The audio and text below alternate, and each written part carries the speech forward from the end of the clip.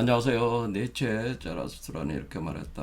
오늘은 2부 13장 고매한 자들에 대해 진행하겠습니다. 우리가 2부 12장에 모든 인간은 내재적으로 힘의 의지가 있어서 자기 극복 과정이 진행이 됩니다. 그 자연적으로 전개가 되지만은 그 과정에 순응을 해서 자기 극복의 길을 가는 사람들이 있고, 그냥 그 자리에 주저앉아가지고 이 짐승의 세계, 땅의 세계에서 머물러서 살고 있는 존재들이 있다는, 어쨌든 자신의 땅의 세계, 짐승의 세계를 벗어나서 상승하고 있는 자기 극복, 힘의 의지를 통한 자기 극복 과정을 걷는 사람들을 고매한 자들이라고 하는 것이고, 이 자들은 땅에 속한 대중들보다는 위대한 삶을 추구하기 때문에 영웅들이라고 또 다시 표현을 하는 겁니다. 그러니까 고매한 자들이, 니체는 나중에 이 자들이 바로 영웅들이다라고. 왜냐하면 이들은 결국 자신의 그 운명, 윤회 환상의 수레바퀴를 깨부수고 파괴를 하고 벗어나려는 그런 존재들이기 때문에 평범한 사람들과 다를 수밖에 없죠.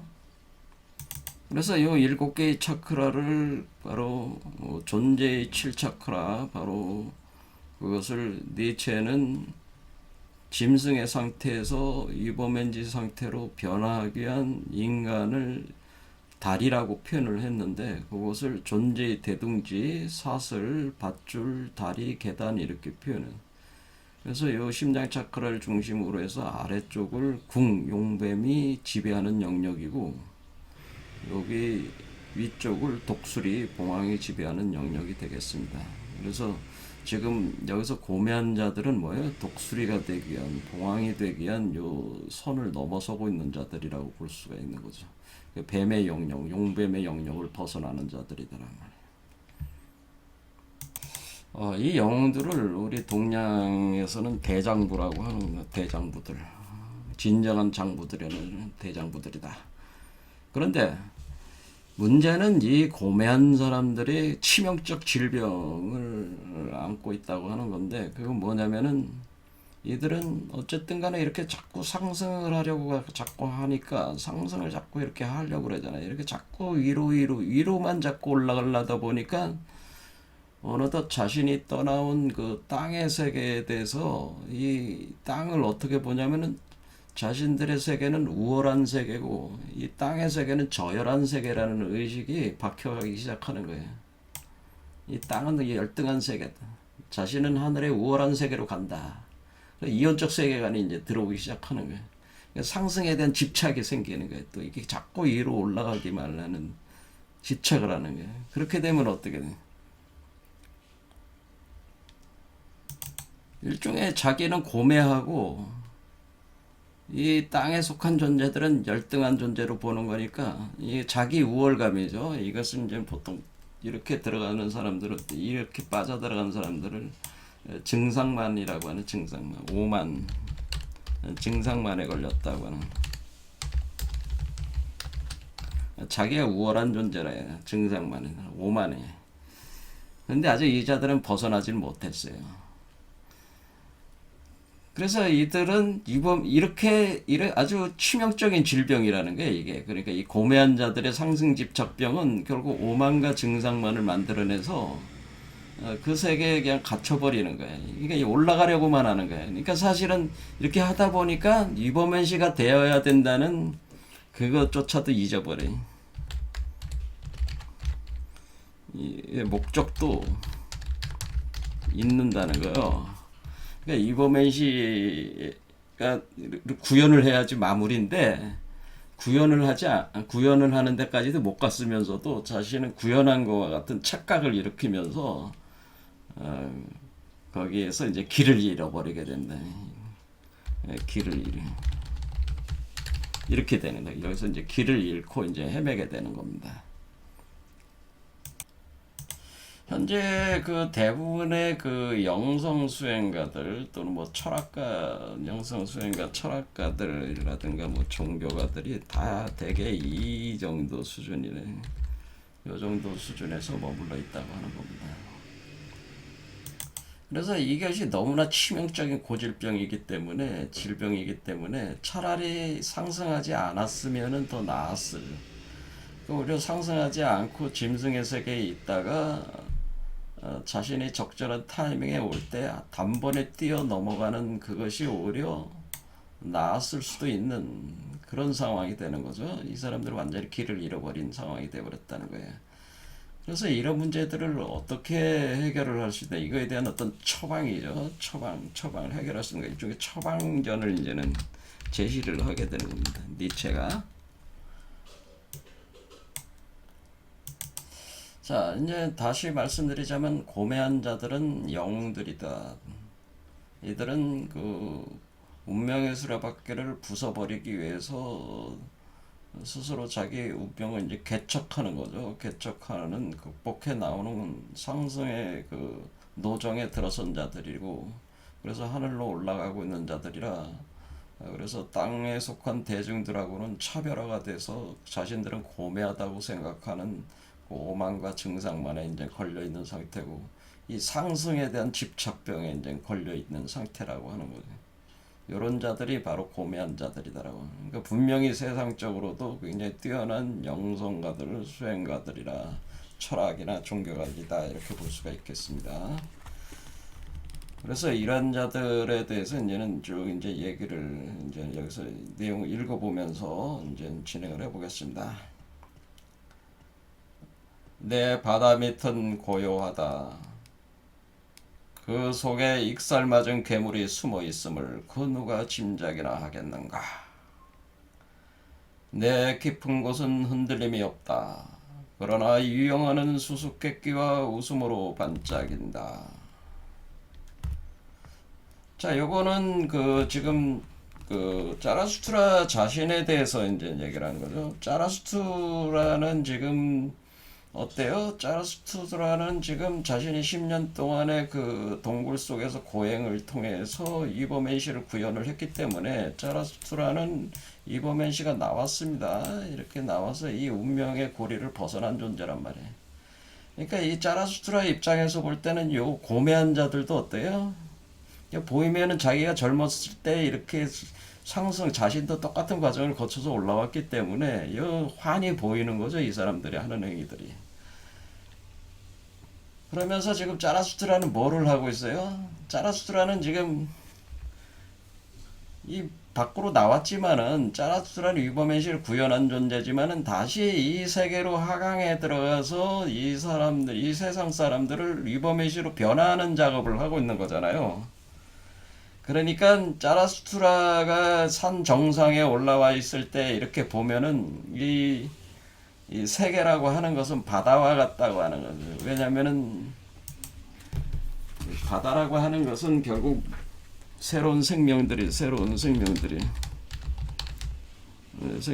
탄생하는 거잖아요. 그러니까 우리가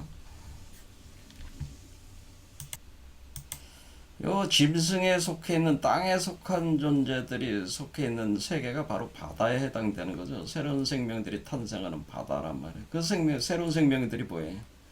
이 대중들의 몸속에서 이버메시 씨앗이 지금 움터나기 시작하고 있잖아요. 그렇죠. 이렇게 씨앗들이 다 있다라는 거죠. 그렇죠. 이렇게 씨앗들이 이렇게 있으니까 마치 그 이것이 하나의 또 우주 세계니까 이버메시 세계가 그 이버메시 세계가 태어나는 바다와 같은 거예요. 그런데 이 이버메시 씨앗을 누가 뿌렸습니까? 이 자라수트라가 뿌린 거죠. 그 씨앗을 뿌렸다는 거예요. 이거 호수 또는 바다라고 표현한 거예요. 그래서 자라수트라의 그 과거의 그 설화 신화를 보면은 자라수트라의 그 정자가 그 성스러운 그 호수에 그 뿌려지게 되면은 그 아주 청순하고 맑은 그 15살 처녀가 그 호수 속에서 목욕을 할 때 그 정자, 조라스터의 정자가 그 여성의 몸속으로 들어가서 거기서 인류를 구원할 구원자들을 생산을 하게 됩니다. 그와 같은 개념이라는 거죠. 그러니까 짜라스투라가 이 바다와 호수에 뿌려놓은 씨앗들이 이 사람들 속에서 움터가지고 이 사람들을 구원하는, 이 사람들을 속에서 이범의시로 구현돼서 출현하는 것이 이 사람들을 구원하는 거잖아요. 그러나 이 구원이라는 행위는 반드시 위범의시가 출현을 하는 현상은 이미 2부 12장에서 우리가 봤지만은 이범의시는 파괴자잖아요. 파괴자. 사실상에서 파괴자잖아요. 이 사람들을 파괴를 시키고 위범의시로 구현을 해야 되는 거니까, 위범의시로 나오게 해야 되는 걸 변화시켜야 되니까, 이 사람들의 기존 세계를 파괴하는 파괴자니까 사실은 하나의 세계를 파괴시켜야지 새로운 세계가 출현을 하는 거니까, 파괴자 역할을 하는 거니까 이걸 괴수라고 표현해요. 여기서 그래서 익살맞은 괴물이다, 괴물로 표현을 한 거죠. 그렇죠. 이범의시는 파괴자이기 때문에 익살맞은 괴물이, 그러니까 여기 몸속에서 움터서 자라나는 이 이범의시들은 익살맞은 괴물들이 될 수밖에 없는 거죠. 그래서 괴물로 표현한 겁니다. 파괴자이기 때문에 그렇습니다. 이 세계를 파괴하면서 새롭게 태어나게 하기 때문에 괴물이다, 역설적으로 표현을 한 거죠. 이렇게 숨어 있다, 모든 사람 속에 이렇게 숨어 있음을 그 누가 짐작이나 하겠는가. 그러니까 여러분 속에서도 다 이범의시의 씨앗이 지금 작동을 하고 있단 말이에요. 그게 힘의 의지란 말이에요. 그게 자기 극복 과정이 진행되고 있다, 그런 얘기입니다. 그것이 괴물들이 숨어 있다는, 여러분 안에도 제 안에도 익살맞은 괴물들이 숨어 있습니다. 이범의시 씨앗이 지금 성장하고 있다는 거죠. 내 깊은 곳에는 흔들림이 없다는, 그래서 그래 이것이 바로 웃음이다. 그래서 익살맞다 또는 익살맞다, 괴물이다, 이것이 바로 웃음이다, 웃음이고 수수께끼다, 이런 얘기죠. 자, 그래서 우리가 여기 익살맞다고 하는 건 뭐예요? 짓궂다는 표현도 되는 거예요. 짓궂다. 그러니까 트릭스터라고 해야 되는데 일종의 사기꾼 같다, 그런 표현인데, 이 사람들을 살리는 것 같지만은 사실은 이 사람들을 파괴시키는 거니까 이 모순적이고 역설적이라는 표현이에요. 이게 익살맞다고 하는 것은. 또 웃음이라고 하는 표현은 뭐야, 그것을 실제로 행하는 사람 입장에서는, 짜라수트라 입장에서는 재밌는 놀이와 같은 거예요. 그리고 여기서 태어나는 이범의시는 아이잖아요. 아이를 가리켜서 최초의 소용돌이요, 놀이요, 웃음이다, 이렇게 표현했잖아요. 그러니까 이 아이가 태어난다고 하는 겁니다. 이범의시라는 아이가 태어나니까 그 웃음이다, 그 아이의 그 순수한 웃음과 같은 존재다라고 하는. 수수께끼라고 하는 것은 비밀이라는 뜻이죠. 감춰진 비밀이라 풀어야 한다는 거예요.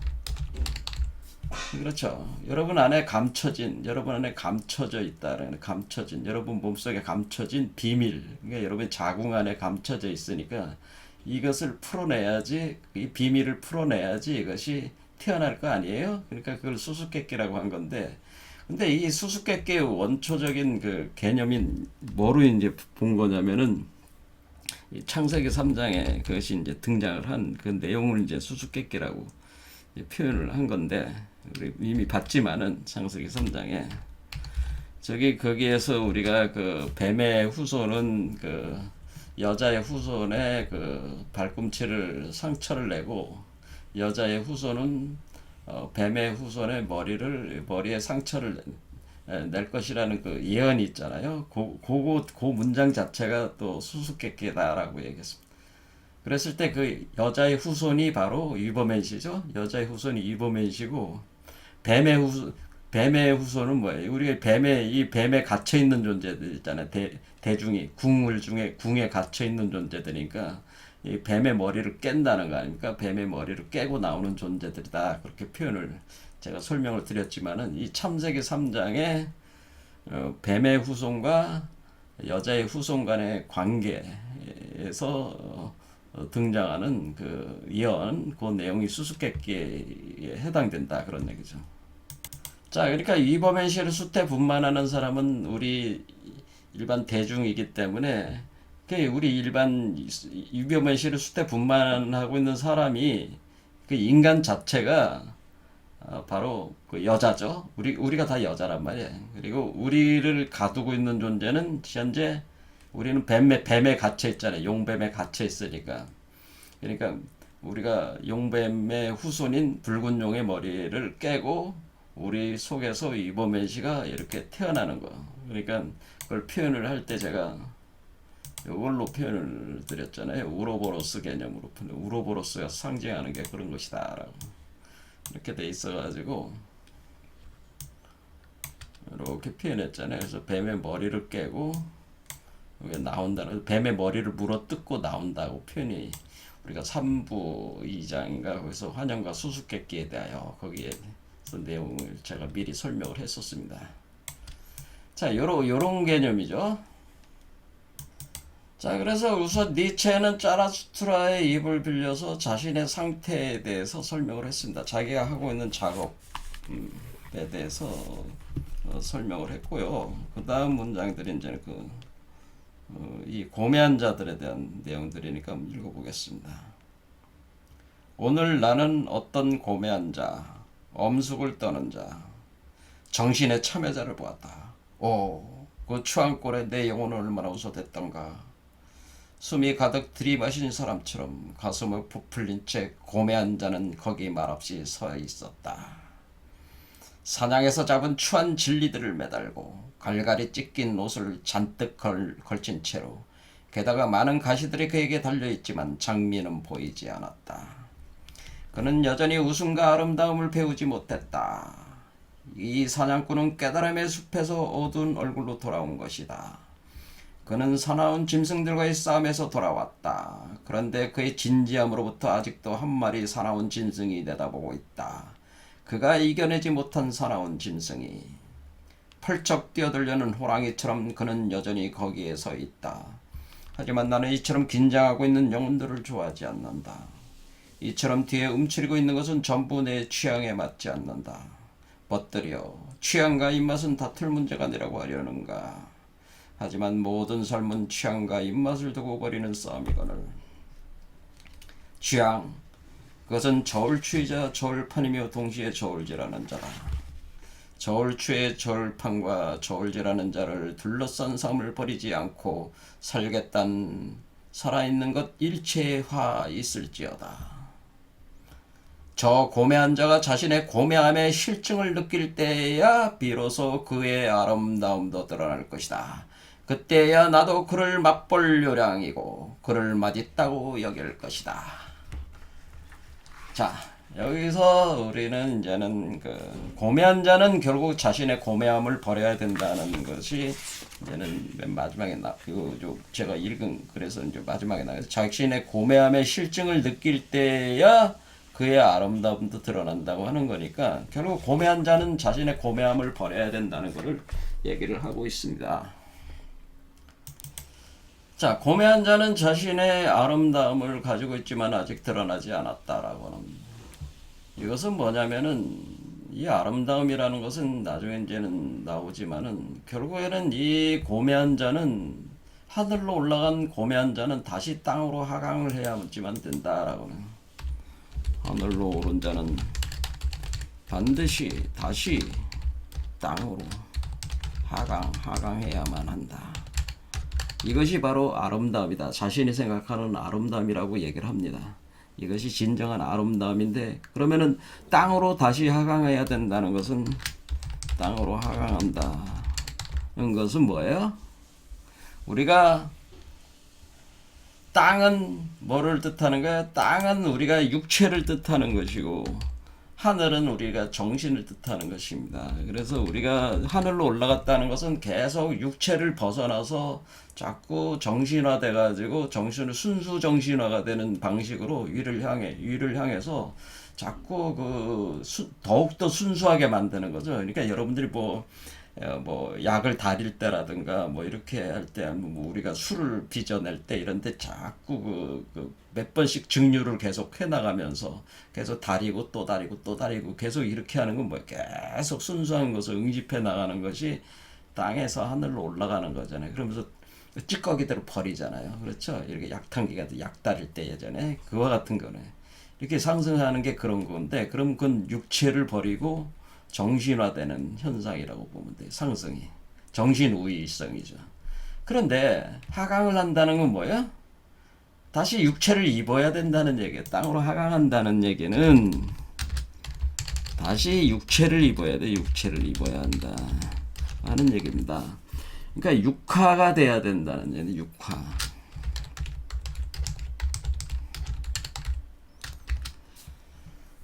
그래서 땅으로 하강한다는 얘기는 다시 육체를 입어야 한다. 육화가 되어야 한다는 얘기입니다. 육체를 입어야 된다. 육화가 되어야 된다. 그래서 그러면 육화가 되면 뭐예요? 몸으로 드러난다라고.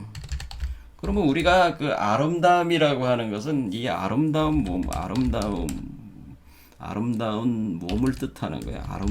아름다운 몸. 그러니까 우리가 그 남성의 그 다비드상 같은 경우는 아주 그 남성적인 아름다움이 거의 잘 그 조각상으로 표현되어 있잖아요. 이렇게 아름다운 몸. 그것을 이제 불교에서는 부처의 몸을 30 이상 80종호라고 해가지고 아주 그 아름다운 몸으로 이제 표현을 하게 되는데 그것을 우리가 이제 카발라에서도 그것도 미라고 표현해요. 여섯 번째 차크라인 티페레트, 여섯 번째 그 세피라인 그 티페레트가 이제 아름다울 미자를 상징하는 건데 그 티페레트가 바로 이 어린아이의 몸을 뜻하는 거거든요. 그 아이의 몸으로 아름다운 몸을 뜻하는 거란 말이에요. 미.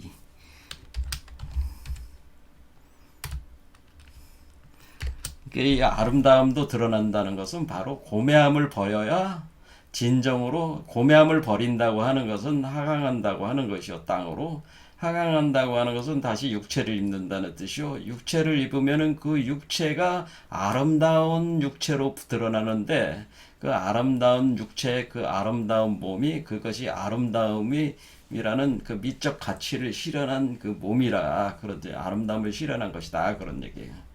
그래서 여기서 이것이 아름다움이라고 하는 것이 육체성과 관련이 돼 있다는 것을 인식을 해야 된다고 하는 거죠.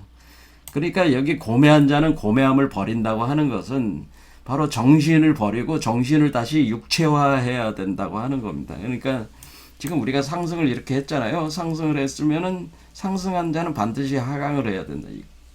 그러니까 이것은 지금 니체의 짜라수트라도 마찬가지였잖아요. 지금 자신 짜라수트라도 상승을 했지만 지금 세상으로 지금 하강에 들어왔잖아요. 하강에 들어와가지고 이 대중들을 변화시키고 있잖아요. 이와 같이 2단계에서 고매한 자들은 자신들의 그 오만함을 버리고 자신이 더럽고 추악하고 토나오고 그냥 구역질 나는 이 땅으로 다시 하강에 들어와야 된다. 그러려면 다시 그 육체를 입어야 된다고 하는 거죠. 그것에 대해서 이제는 설명을 하고 있는 거죠.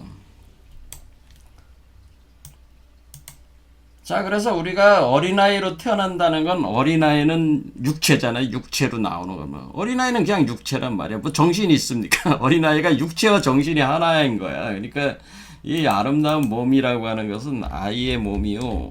아이의 몸은 뭐예요? 아이는 몸과 정신이 구분을 안 하잖아요. 정신이 꼴 몸이란 말, 몸. 이것을 신물일체라고 하는 신물일체. 그러니까 마음과 그 물질이 하나가 된 몸이다 그런 얘기. 신물일체 몸. 그러니까 정신이 꼴 몸이 되는 거죠. 그래서 이 신물일체의 몸이 바로 이버맨시가 아이로 구현된 몸이에요. 그럼 이 아이로 구현된 이 몸이 다시 이 세계, 그러니까 이 아이로 구현된 이버맨시의 몸은 성령, 이게 부활 영체야, 사실은. 이게 부활 영체가 된다는 건데, 근데 부활 영체와 분명히 이 세계의 몸하고는 틀릴 수밖에 없죠. 근데 부활 영체가 다시 또 뭐를 해야 됐다는 거예요? 다시 이 땅에 속해 있는 몸으로 화신해야 된다고, 화신해. 한다는 겁니다. 그러니까 이 땅에 속해 있는 몸으로 화신, 그러니까 몸을 그 부활 영체를 변화시켜 가지고 다시 또 화신에 들어와야 된다는 게. 그러니까 부활 영체로 이버맨시가 자기가 구현을 했을지라도 겉모습은 어때요? 이 세상에 속해 있는 사람 몸과 같은 몸을 가지고 들어와야 된다. 그것을 화신이라고 하는 겁니다. 화신. 변화신이라고 아바타라고 하는 거죠. 아바타. 여러분들이 이제 아바타의 몸을 가지고 다시 들어오는 겁니다. 그러니까 지금 이 짜라수스라는 뭐예요? 이미 몸을 가지고 이걸 성취를 했기 때문에 그 몸을 가지고 그냥 다시 들어오면 되는 거죠. 그렇죠. 그러니까 이 안에서 이미 이버맷이가 살아있지만은 그 이버맷이 몸을 드러내지 않고 자신의 몸을 가지고 바로 그걸 화신체로 해가지고 바로 다시 들어올 수 있기 때문에 지금 짜라수스라는 들어왔다는 거예요. 이와 같이 마찬가지로 상승된 자들은 반드시 화신체, 자신의 몸이 이 몸이 썩어서 죽지 않는 한은 이 몸을 가지고 다시 화신체로 이 세계로 들어와서 모든 사람들을 다시 위버맨시화 시키는 작업을 해야 된다고 하는 거죠. 그러니까 자기가 떠나온 그 세계, 자기가 떠나온 세계를 벗어나서 고매한 자가 되었지만은 다시 자기가 떠나온 세계로 다시 들어가야 된다. 그러니까 우리가 수행을 한다고 하는 것은 자신의 세계를 떠나는 거예요. 떠났다가 다시 돌아오는 겁니다. 그러니까 떠난 걸로 끝나는 게 아니라 떠났다가 다시 와야 돼요. 다시 오기 위한 떠남이라는 거죠. 오랜 헤어진 후의 만남이라는 거죠. 오랜 헤어짐 후의 만남.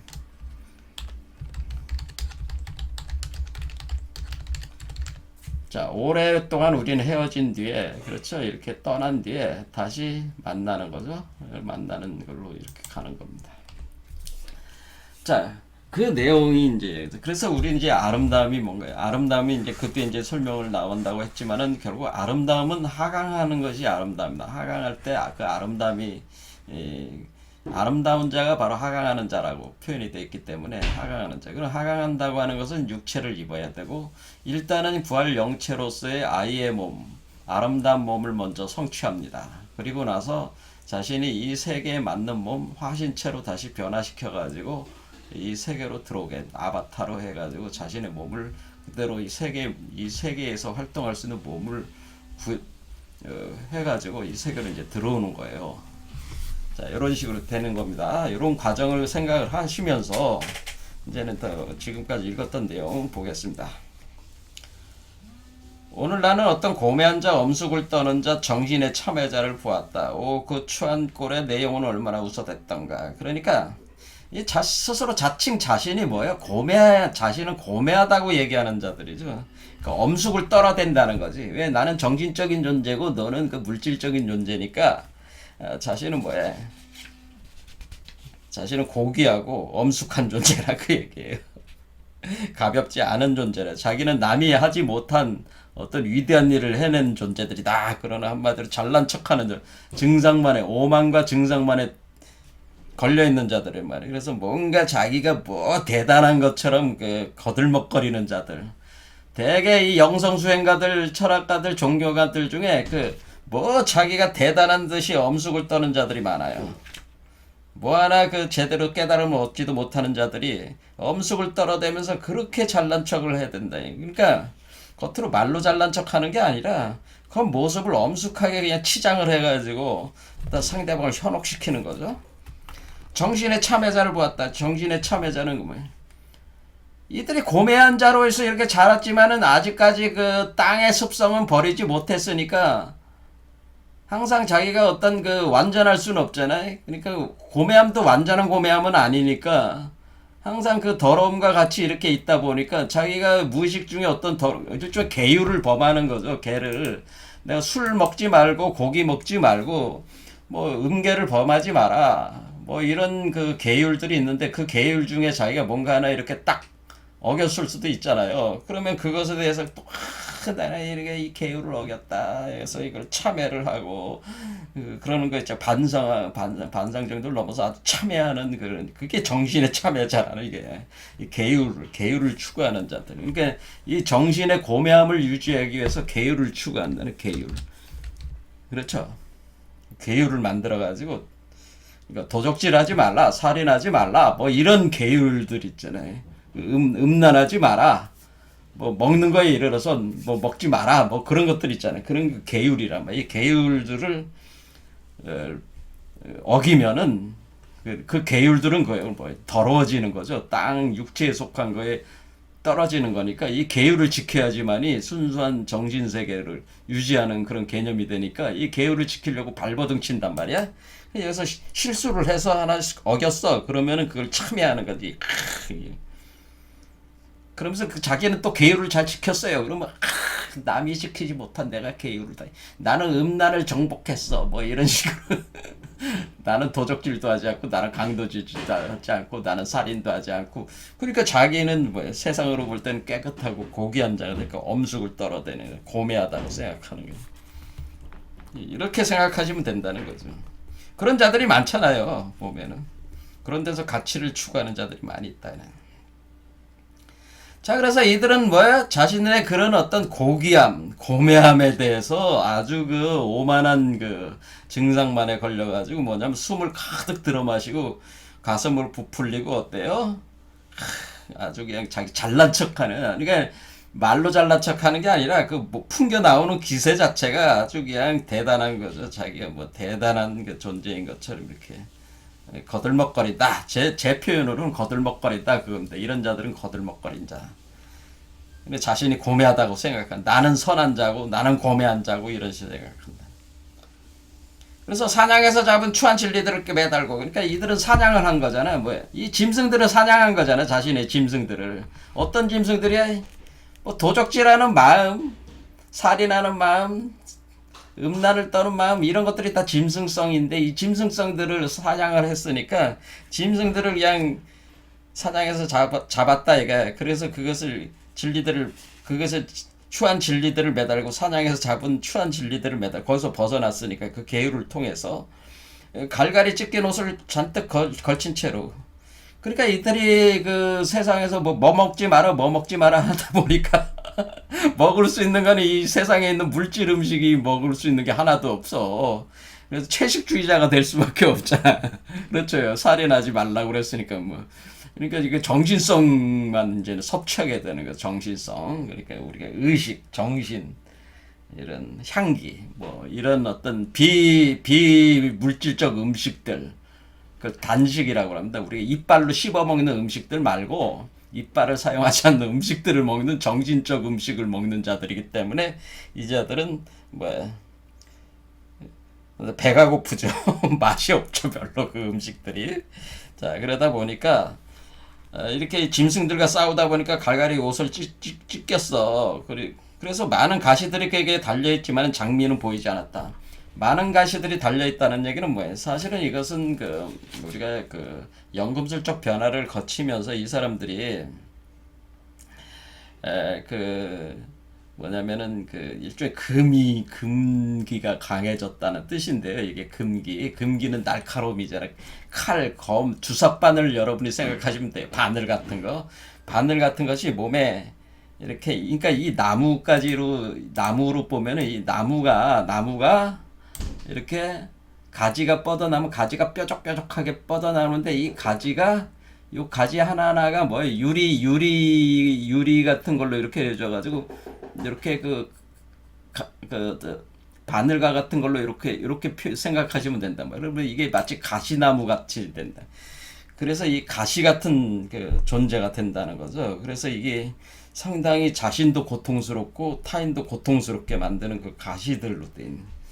그러니까 이 금기라고 하는 것은 정의를 내세운다면 정의, 정의. 그러니까 아까 이 계율을 지키지 않는 것에 대해서는 엄격하게 막 처단하고 이렇게 하는 거니까 자신에 대해서 그냥 아주 엄격하게 이렇게 하는.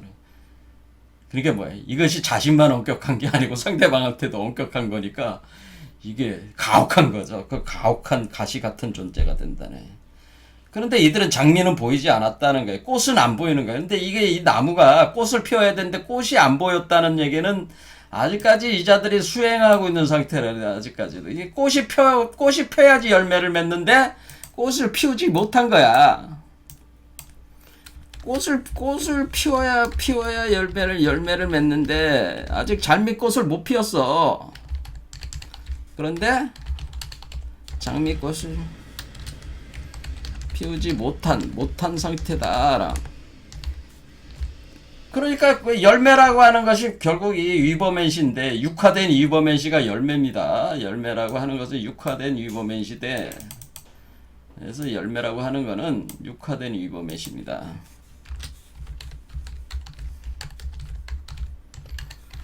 그러니까 육화된 이버맨시 어린아이로 구현된 이버맨시가 열매인데 이 열매를 맺질 못하는 게 꽃을 안 피웠으니까 그러니까 아직 이 사람의 상태를 지금 얘기하는 거죠.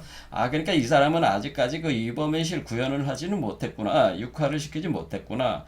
아이로 만들어내지 못했구나. 그러니까 지금 짐승들과 싸우느라고 짐승이 돼서 짐승과 싸운 거야. 그래서 최강의 짐승이 지금 돼가고 있는 거야. 근데 장미꽃도 아직 피우지 못한 상태구나. 가시와 같은 상태, 그렇죠. 가시들이 달려있지만은, 그러니까 계율에 철저하면서 이렇게 순수한 정신화를 통해가지고 자신을 고매하게는 만들고 있지만은, 세상 사람들보다 자신이 그런 점에서는 이제 뛰어난 존재, 도덕적인 존재가 되고 이런 걸로 가고는 있지만은, 사실은 꽃을 이렇게 거기에 집착에 떨어져가지고, 거기에 집착하는 거죠. 거기에 집착 떨어져가지고 자기와 타인에게 엄격하게 가면서 사실은 꽃도 피우지 못하고 열매도 맺지 못하는 존재로 전락했다고 하는 겁니다. 그런 사람들 많죠. 여러분들이 종교가들 중에 계율을 강조하면서 거기에 매달려가지고 진짜 길을 또 잃어버린 사람들이 많단 말이에요. 이게 참 이게 돌을 닦아가지고 이버맨시를 구현한다는 게 쉬운 일이 아닙니다. 자, 어쨌든 이 길을 이렇게 가는 사람들이다, 이게. 그러니까 그는 여전히 웃음과 아름다움 배우지 못했다. 웃음. 그러니까 이게 웃음이 아이인데, 아이의 몸을 못 만들어냈어. 아름다움? 아직 하강이 안 되니까 하강하려면 육화가 먼저 돼야 되는데, 육화가 되지 못하는 거지. 그러니까 아직까지 웃음과 아름다움을 배우지 못했다. 이 사냥꾼은 깨달음의 숲에서 어두운 얼굴로 돌아온 거다. 깨달음의 숲에 들어간 거잖아. 지금 나무가 있으니까 나무 속으로 들어가가지고 나무들이 있는 곳으로 들어가가지고 생명과 지식의 나무가 있는 속으로 가가지고 자기가 여기서 고군분투하면서 수행을 했지만은 결국 계율을 지키면서 열심히 수도를 했어. 하늘로 천상계로 날아오르기 위해서 천상의 존재가 되기 위해서 하늘로 날아오르기 위해서 열심히 수도를 했지만은 결국에는 이버맨시를 구현하지 못했으니까 뭐예요? 항상 자기 의심 속에 빠져 있는 거지. 난 이렇게 열심히 했는데 결과는 없어. 끊임없이 오히려 자신이 더 고통스럽고 괴로울 뿐이야. 끝없는 의욕에 시달리는 거지. 잠을 못 자는 일종의 정신병에 빠진 거야. 이게 정신병에 걸려가지고 상승 집착병이라는 정신병에 걸려가지고 허덕허덕거리는 상태니까 어두운 거죠. 이게 이렇게 해서 답이 나올래나 이거 답이 없잖아 지금. 그러니까 이렇게 해서 돼 있는 존재들이다 이런 얘기입니다. 그는 사나운 짐승들과의 싸움에서 돌아왔다. 그런데 그의 진지함으로부터 아직도 한 마리의 사나운 짐승이 돼. 그러니까 짐승들과 이렇게 짐승의 세계 속에 자기 안에 있는 짐승이죠. 그러니까 자기 안에 있는 다양한 그 짐승들과 싸워가지고 그 자기 의식 속에 있는 거 싸워서 돌아왔는데 그런데 그의 진지함으로부터 아직 한 마리 사나운 짐승, 아직까지 최후에 정복하지 못한 짐승이 하나 있다 이거야. 최후로 정복하지 못한 짐승, 최후로 정복하지 못한 짐승이 있다. 이거를 정복해야 되는데 이걸 정복할 방법을 찾질 못하는 거야. 그게 뭐야? 고매한 자들의 상승 집착병이지. 자기 증상만 오만이에요. 이거죠. 이거를 정복하지 못한 거예요. 이거를 정복하지 못. 상승에만 집착하게 되는 거예요. 자기가 이겨내지 못한 사나운 짐승이 있다 이거야 이게. 그러니까 어두운 거지. 이 짐승의 상태를 벗어나서 이버맨시가 돼야 되는데 이 방법을 찾아야 되는데 어떻게 해야지 되나라는 거야. 자기는 계속 상승만 한단 말이야. 그러니까 이 상승 집착을 이제 불교적으로 이거를 공집착이라고 공집이라고 하는데 공집, 공에 대한 집착, 무아에 대한 집착 그런 겁니다. 그것이 이제 돌을 닦는 그 핵심이라고 생각해가지고 공에 대해서 그냥 모든 걸 투자해가지고 공에 대한 집착으로 그냥 계속 이렇게. 사실 자기밖에 모르는 거죠. 이 자들은 뭐야 사실 이런 거를 가리켜서 이런 사람들을 이제 세상에서는 소승이라고 하는 거다. 소승, 대승이 아니라 이런 자들은 길을 잃은 이 자들을 바로 소승적 존재들이다. 철저히 이기적이고 자기 개인적 구원을 추구하는 존재들이죠. 자기 구원만 추구한다는 거야. 자기가 구원되는 것만 생각한다는 거지 이 자들은. 그렇죠. 자기의 계율을 통해 가지고 스스로 정신화 시켜 가지고 자기만 구원되는 걸 추구하는 거 자들이야. 그러니까 이 자들은 이 세상으로 내려올 생각이 없어. 하강할 생각이 없는 거죠. 이 세상 사람들에 대해서 관심이 없어. 그러니까 이런 사람들은 근본적으로 뭐냐면 세상에 대한 관심이 없어. 세상 사람들 구원에 대한 관심이 없고 자기 구원만 생각하는 거예요. 자기만 생각한다 그러는 그런 자들을 얘기하는 겁니다. 또 이게. 그래서 소승적 존재들이고 자기 구원만 추구하는 존재들이다. 자기 나만 도 닦는 이유가 뭐야? 나만 구원받으면 돼. 나만 구원한다라는. 나만 구원하면 돼. 왜냐면 이렇게 자꾸 가다 보면은 어떻게 되는 거예요? 세상에 대한 관심을 완전히 잃게 되는 거죠. 왜? 이 세상을 버리고 왔는데 이 세상을 다시 온다는 게 말이 돼? 나만 구원받으면 되는 거지. 그러니까 세상은 더럽고 추악한 것인데 내가 이 세상에 다시 들어갈 이유가 없잖아. 왜 들어와? 내가 구원받으려고 지금 하고 있는 거 아니야? 저 고매한 자들이 자기가 구원받는다고 해가지고 이 사람들이 돛 닦는 게 우리한테 도대체 무슨 이득을 준다는 얘기야. 대중 입장에서 그렇게 생각할 거 아니. 너희들은 그거 안 와서 절에 들어가가지고 너희들은 그 돌을 닦는다고 앉아있고 교회만 성당에가지고 그 종교가로 이렇게 행세들을 하고 있지만은 그 결국 그 사람들의 그 돈이나 그런 거를 뜯어가지고 너희들이 먹고 살면서 돌을 닦으면 너희들의 고매함을 추구하는 거 했지. 너희들이 무슨 우리를 위해서 우리를 구원하기 위해서 너희들이 돌을 닦았어? 뭐 이렇게 생각할 수도 있는 거잖아요. 이 대중들은. 그렇죠? 그런 거야. 그러니까 사실은 자기를 위한 자기의 구원만을 추구하는 자들이. 돛 닦는 이유는 나만 구원한다는 의식이 있는 거예요. 왜냐면은 이게 자꾸 고립되는 거잖아요. 자꾸 고립돼 가는 감정에서 세계와 분리가 되고 세계를 떠나고 은둔해가지고 자꾸 고립되는 그런 개념으로 가는 거기 때문에 세상에 대한 관심을 잃어버릴 수밖에 없는 거죠. 그러니까 자기 구원밖에는 갈 수가 없는 거예요. 이 병 자체가 그렇게 갈 수밖에 없는 거예요. 이게 흐름 자체가. 그런데 그 최후의 이걸 깨려면 뭘 해야 돼? 다시 하강해야 돼. 그 얘기를 하는 겁니다. 아주 사나운 짐승, 이 마지막 짐승을 해결하지 못했어. 이것이 바로 오만이고 증사만이고 나 혼자만 받겠다는 나만 잘 되면 돼. 돛 닦아서 돛 닦은 건 이유가 나를 구원하기 위해서 내가 저기 하기 위한 거지 뭐 세상을 위해서 내가 하기 위해서 내가 돛 닦았어? 난 관심 없어 세상에 대해서 뭐 그런 식으로 생각하는 거지. 그런 식으로 대개 다 그런 식이지 뭐 이 세상 사람들 다 그렇지 뭐 솔직히 뭐 자비심이 있어 뭐가 나올 수가 없는 거지.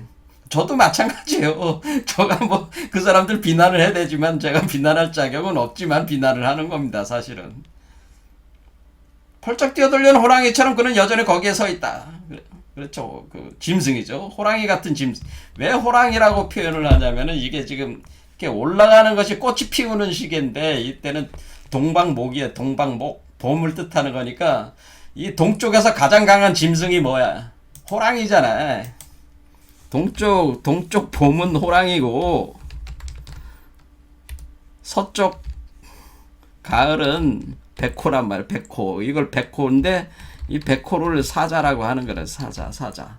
그러니까 이쪽 서쪽에 제일 강한 그 짐승의 왕은 사자고 동쪽은 호랑이라. 그래서 지금 동쪽의 이 메커니즘으로 이게 진행되고 있는 거를 사실 설명하고 있는 이게 그냥 이게 니체가 이게 호랑이라고 표현한 게 아니라는 얘기. 이 메타포가 이게 그 방위에 따른 이치가 있단 말이에요. 근데 이런 거를 아는 니체 전문가들 중에 이런 걸 아는 사람이 한 사람도 없단 말이에요. 다 이게 방해를 암시하는 겁니다. 호랑이라고 한 거는. 왜 사자라고 안 하고 호랑이라고 했겠어요? 그런 거를 생각을 해야 된다는 거. 왜 이렇게 호랑이라고 했을까? 뭐 이런 거지. 호랑이는 동쪽 아닌가?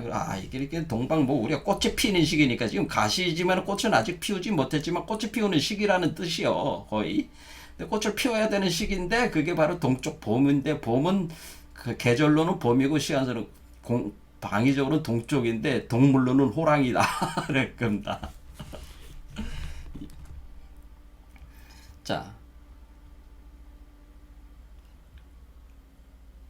하지만 나는 이처럼 긴장하고 있는 영혼들을 좋아하지 않는다. 그렇지. 이렇게 긴장하고 있잖아요. 끝없이. 왜? 이 사람들은 왜 긴장하고 있어? 고민들. 계율 때문에 그러죠. 계율. 제가 아까도 얘기했지만 계율을 지켜야 돼요. 계율. 그걸 개정해라고 합니다. 불교에서는 개정해 해가지고 계율을 먼저 철저하게 지켜야 된다는 게 있어요. 그래서 계율. 그러니까 항상 긴장을 해야죠. 내가 무슨 뭐 저 중들이 뭐 저 지팡이로 뚝뚝 두드리고 가는 게 앞에 뭐 개미라든가 잘못 밟아서 죽일 수도 있으니까 그것 때문에 또 그런 것 같다고 하잖아요. 그렇지. 또 이렇게 계율을 지켜야 되니까 항상 긴장해야 돼. 긴장. 그래서 내가 뭐 잘못하는 게 없나. 그렇죠. 항상 이렇게 긴장을 한단 말이야. 그래서 내가 뭔가 하나 잘못하면 마치 지옥에 떨어지는 것처럼 덜덜덜덜 떠는 거지. 계율을 어길까봐. 그런 거죠. 그런 식으로 좋아하지 않는, 이렇게 긴장하고 있다면 항상. 이처럼 뒤에 움츠리고 있는 것은 전부 내 취향에 맞지 않는다. 이런 식으로.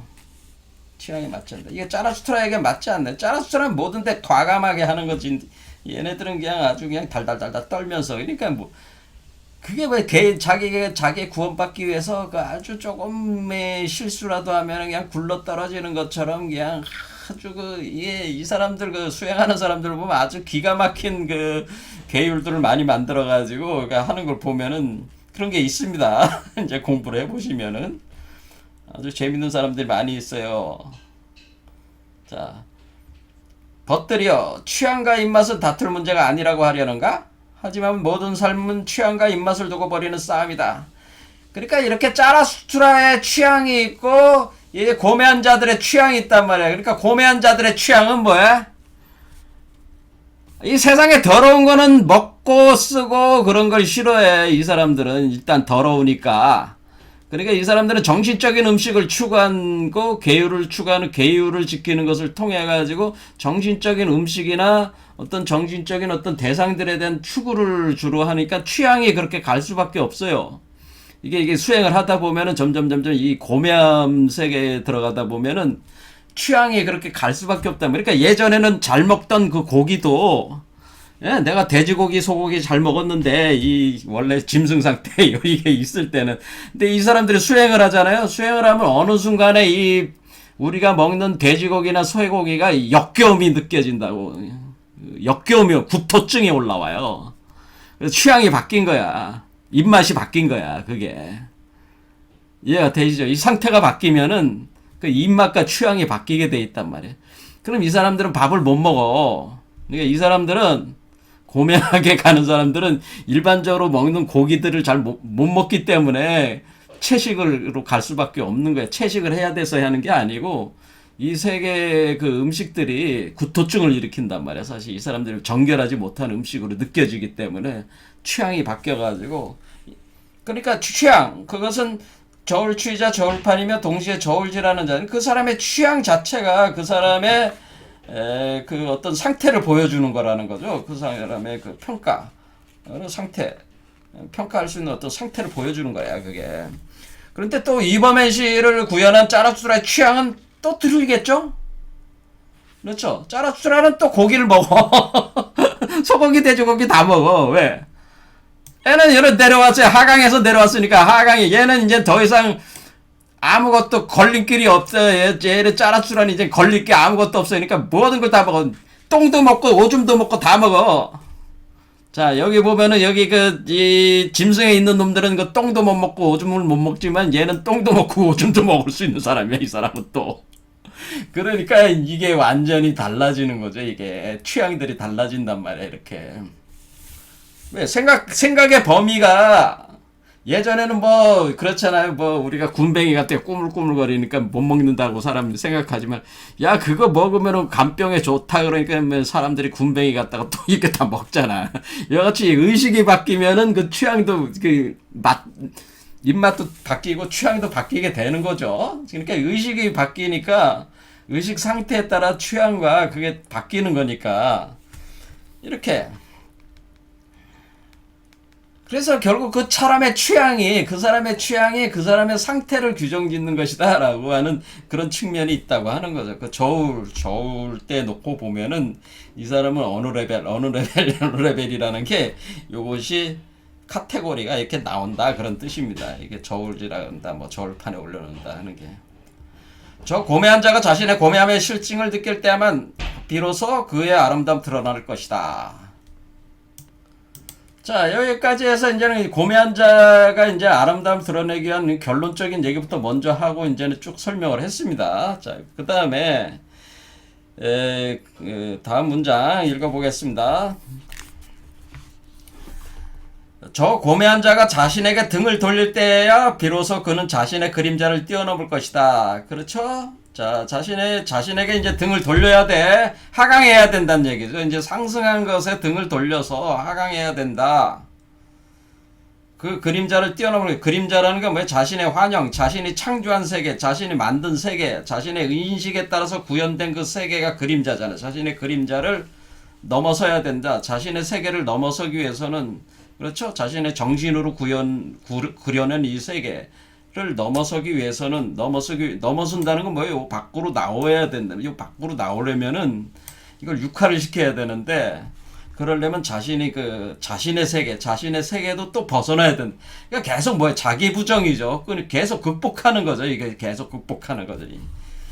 그래서 자신의 그림자를 뛰어넘을 것이며, 진정 자신의 태양으로 뛰어들게 될 것이다. 그래서 이때가 이제 정오의 태양으로 나오는 거죠. 정오의 태양으로 나가는 거니까 태양으로 뛰어든다. 자신의 태양으로.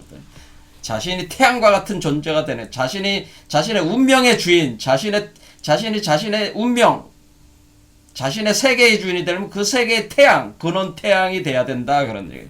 거기에 뛰어들어야 된다. 이제는. 그런 얘기죠. 뛰어들게 될 것이다. 그렇게 돼. 그때는 뭐예요? 자기 이런 상승에 매달리지 말고 이제는 하강해야 된다는 걸 균형감을 갖춰야 된다는 거예요. 자, 상승한 자는 반드시 하강해야 된다. 그래서 제가 이 2부 12장에서 파괴될 것은 모조리 다 파괴를 시킨 뒤에 파괴로 끝나는 게 아니고 다시 파괴한 자기 자신 안에서 파괴를 시켜버린 그 세계로 다시 들어오는 거야. 왜? 이 사람들 속에서도 다 새로운 세계로 변화시키기 위해서 들어오는 거예요. 이 세계로 다시 들어와야만 하는 거예요. 그래서 우리가 뒤집어 보면은 이 번뇌가 곧 깨달음이다라는 얘기가 나니까 우리가 땅이 없으면 어떻게 하늘이 존재할 수가 있어요. 땅이 있으니까 하늘이 나온 거 아니야. 지금 우리가 땅을 통해서, 땅이라고 하는 그 모체를 통해서 하늘이라는 자식이 나오는 거잖아 지금. 땅이라는 대지, 여기서 대지죠. 대지라는 모체를 통해 하늘로 상승한 거잖아요. 땅이 없었으면 어떻게 하늘이 나왔어? 하늘이 있었으니까 땅이 있기도 하지만은, 땅이 있으니까 또 하늘이 있는 거야. 양이 있으면 음이 있는 거고, 음이 있으면 또 양이 있는 거야. 양이 지 혼자 있을 수 있어? 음이 반드시 있어야 돼. 음이 양을 낳고 양이 음을 낳는 식으로 그러면 도는 거란 말이야 이게. 그러니까 모체 그러면 이 자기의 씨를 다시 모체로 뿌리는 하강 행위를 이제는 해야 된다. 그러니까 우리는 땅이라고 하는 것을 부정적으로 볼 게 아니고 이제는 하늘로 올라간 자들은 이제 또 발상을 바꿔야 되는 거예요. 자, 어떻게 해야 돼? 땅에 속한 자들은 하늘로 올라가야 된다고 얘기를 해주는 거예요. 그래서 옛날 그 스승들은 다 뭘 가르친 거야? 야, 이 세상을 버려. 하늘로 가자. 이 세계는 지금 우리가 생로병사 고통의 세계니까 우리가 천국으로 가야 돼. 하늘로 가야 돼. 그런 식으로 이제 가르치지만은 또 하늘로 올라간 자들한테 야, 이놈들아, 니들이 인바 땅으로 내려가서 구현을 해야지. 여기서 하늘에 앉아가지고 뭐 하겠다는 거냐. 여기서 너도 그래도 너가 하고 싶은 대로 먹고 자고, 뭐 하고 싶은 거 다 할 수 있는 하늘의 천사가 되고 천상의 존재가 돼서, 옥황상제가 떠는 그 어떤 그런 세계에 가가지고, 거기서 그냥 먹고 자고 놀고 맨날 자기 하고 싶은 대로. 그거 재밌어? 그렇게 봐야 그게 뭐가 있어. 더 재밌는 세계로 가자. 우리가 땅으로 가야 돼. 땅으로 가야 재밌잖아. 그러니까 땅으로 내려가자. 그래서 땅으로 내려가야 되는 거야, 이게. 그래서, 이게 그런 식으로 돼야지 이것이 하늘도 알고 땅도 알고, 그렇죠? 처음에는 하늘을 몰랐지만은 땅을 통해서 하늘을 알았어. 그럼 하늘을 알았으면 하늘을 통해서 또 다시 땅을 알아야 되는 거야. 그러니까 하늘에서 땅으로, 땅에서 하늘로 이걸 다 통해야지 진짜 통한 거죠. 이게 다 통한 거야. 그러니까 이게 영혼액이란 말이야. 계속 땅에서 하늘로 가고 하늘에서 땅으로 내려가고 이 과정이 계속 반복되겠죠. 이렇게 계속 반복되니까 그 반복되는 상황 속에서 이 무한반복 속에서는 무한반복 과정에서는 비슷한 상황들이 계속 발생을 한단 말이야. 하지만 그럼에도 불구하고 계속 내려오는 게 그 자체가 반복되면서도 차이를 발생하는 또 새로운 즐거움이 또 있단 말이야. 이 세계가. 그러니까 우리가 이 번뇌의 세계를 버릴 것이 아니고 이 번뇌의 세계야말로 바로 이 깨달음의 세계를 여는 하나의 토대가 되는 거니까 우리가 땅으로 다시 내려와야 돼. 그래서 땅으로 내려와야 됩니다. 그러니까 여태까지 그 성인들이 가르친 대개의 가르침들은 다 하늘로 올라가자는 거를 가르쳤단 말이에요. 그러니까 석가모니도 마지막 돌아가시 직전에 야 이놈들아 땅으로 내려가야 돼 이걸 얘기한 거지. 석가모니도 마지막 돌아가시기 직전까지는 하늘로 올라가야 돼만 계속 얘기를 했단 말이야. 49년 동안 야 하늘로 올라가야 돼. 뭐 이 세계는 아주 무상하고 아주 일체계고 고통인 세계고 이게 우리가 이 세계에 자기를 지워버려. 이 세계는 무상한 세계야. 다 버려. 했는데 하늘 정작 그 제자들이 하늘로 올라간 제자들이 많이 생기니까 야 이놈들아 이게 다가 아니야. 이제 다시 땅으로 내려가야 돼. 진짜 쾌락과 즐거움이 있는 세계는 땅의 세계야. 그래서 땅으로 다시 내려가라. 그렇게 또 하는 거란 말이야. 이게 그게 뭐야? 방편이란 말이야. 이걸 통짜로 아는 사람은 이렇게 할 수 있어. 이게 그러니까 깨달은 완전한 짜라투라 같은 존재들은 이걸 통짜로 아니까 이렇게 얘기하는 거지. 땅에 속한 자들은 그 세계밖에 모르니까 그 세계 같이 세계 속에 갇혀 있는 거고 또 하늘로 올라간 자는 또 그 정도의 의식 수준에 갇혀 있는 거야. 그러니까 이걸 또 극복해야죠. 그래서 하늘에 있는 자는 땅으로 내려가고 땅에 있는 자는 하늘로 올라가고 이걸 계속 진행을 하는 거야. 이렇게 하면은 우주가 계속 우주가 계속 팽창 확장하면서 계속 우주가 끝날 때까지 이 과정은 계속된다. 우주가 언제 끝날지 모르겠지만 우리가 사는 우주가 이것이 그냥 우주가 종말할 때까지 이 대우주가 소멸될 때까지 이 작업은 계속된다 이게. 그러니까 우리는 계속 할 일이 있는 거지. 그렇죠. 우리는 짜라수라 같은 위법이실 구현한 존재들은 계속 출현을 많이 나오겠지만 이 출현하는 자들이 우주가 끝날 때까지 계속 이 새로운 생명들이 출현하는 세계로 계속 들어오면서 이 작업을 하게 된다고 하는 겁니다. 이것이 영혼액이다 그런 얘기입니다. 개념 잡으셨죠? 그러니까 하늘에 올라갔고 하늘에 올라간 자가 다시 땅으로 내려오는 걸 통해서 뭐를 하는 거예요? 이게 영혼액이 한 텀이 도는 거지. 이런 식으로 계속 돌아간다고 하는 거를 니체가 얘기를 한 겁니다. 이렇게 계속 돌아가니까 그 속에서 끝없이 어떤 조합상에서 반복되는지라도 그 반복되는 것이 그냥 반복이 아니라고 하는 거예요. 이 이치를 깨달은 자들이 바로 니체의 이 영혼의기의 이치를 깨달은 거예요. 영혼의기의 이치를 깨닫기 위해서는 반드시 하강해야만 하는 그 이치를 알아야지만이 영혼의기가 개념을 완성을 시킬 수가 있습니다. 그래서 여기서 하강에 대한 얘기를 하는 겁니다. 저 정신의 참여자는 너무 오랫동안 그늘 속에 앉아 있었고 그의 볼에는 핏기가 가셨다니 먹을 걸 못 먹으니까 세상에 뭐 소고기 돼지고기를 못 먹었으니까 이게 굉장히 이제 몸 자체는 완전히 피폐한 상태야. 그래서 그늘 속에 앉아 그의 볼에는 핏기가 가렸지. 기다리다 그는 거의 굶어 죽일 지경이 맨날 정지적 음식만 먹다 보니까 아주 지쳐버렸어. 자기 계율 속에 살다 보니까 아주 그냥 잠도 못 자고 그냥 그런 거 있잖아요. 그 수행을 하다 보니까 아주 몸이 지쳐버렸다, 몸과 마음이. 그의 눈에는 여전히 경멸이 서려있다. 그의 입에는 역겨움이 숨겨져 있고, 지금 그가 쉬고 있다고 해도 그의 휴식은 아직도 햇볕 아래서의 휴식이 아니다.